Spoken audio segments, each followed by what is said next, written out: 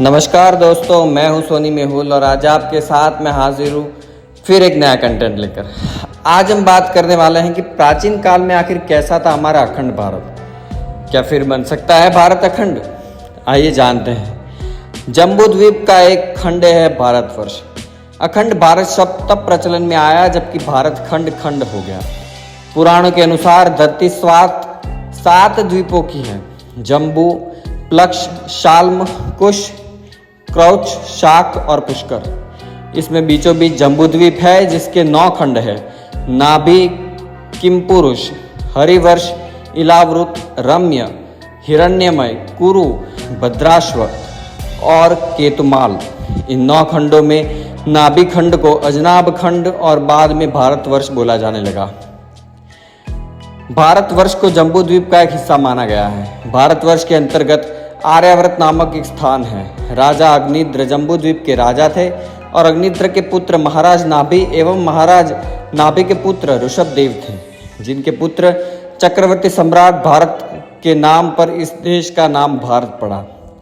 चक्रवर्ती सम्राट भारत के भारतवर्ष की सीमा प्राचीन काल में भारत की सीमा ईरान, अफगानिस्तान के हिंदू कुश से लेकर अरुणाचल तक और कश्मीर से लेकर श्रीलंका तक।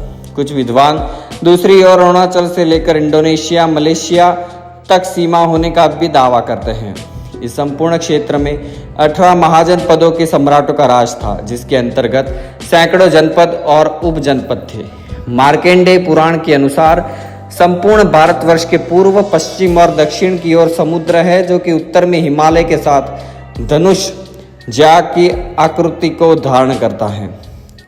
युधिष्ठिर के शासन के बाद आचार्य चाणक्य के मार्गदर्शन में 321-22 ईसा पूर्व बिगड़े हुए भारत को मिलाकर एक अखंड भारत का निर्माण सम्राट चंद्रगुप्त मौर्य ने किया था। इसके बाद उत्तर में सम्राट हर्षवर्धन और दक्षिण में पुलकेशियन द्वितीय के शासन में भारत की सीमा संपूर्ण अखंड भारत का हिस्सा थी।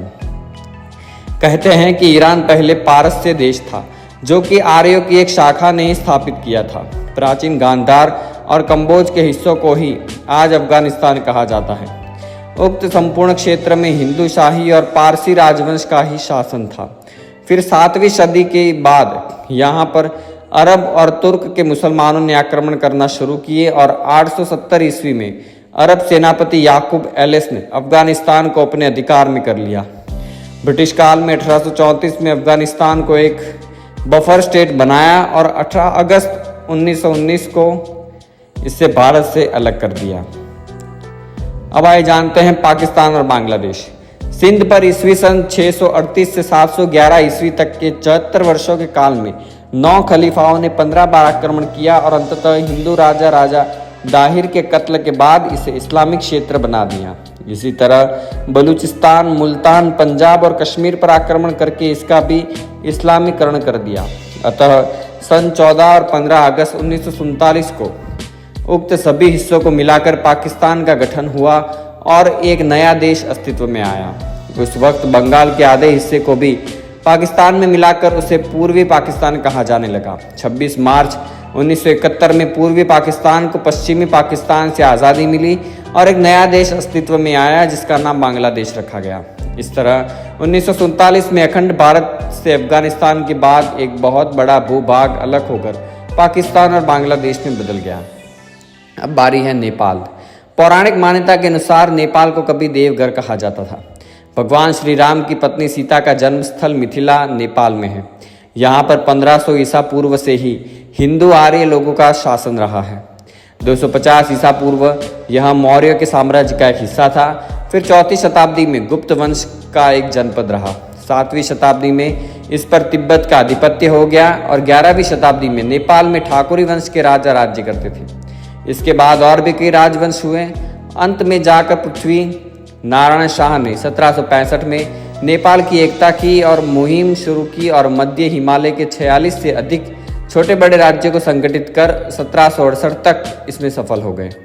यही से आधुनिक नेपाल का जन्म होता है और 1904 में नेपाल को एक आज़ाद देश का दर्जा मिला।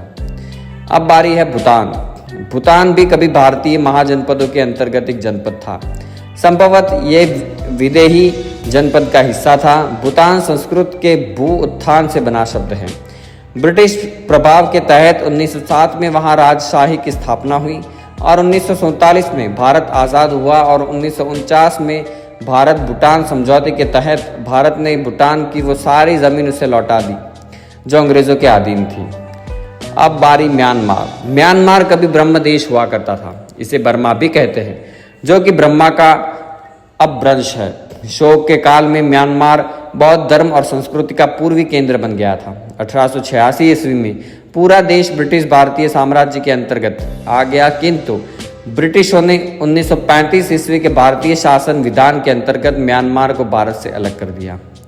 श्रीलंका। रावण का राज्य श्रीलंका भारतीय जनपद का एक हिस्सा था।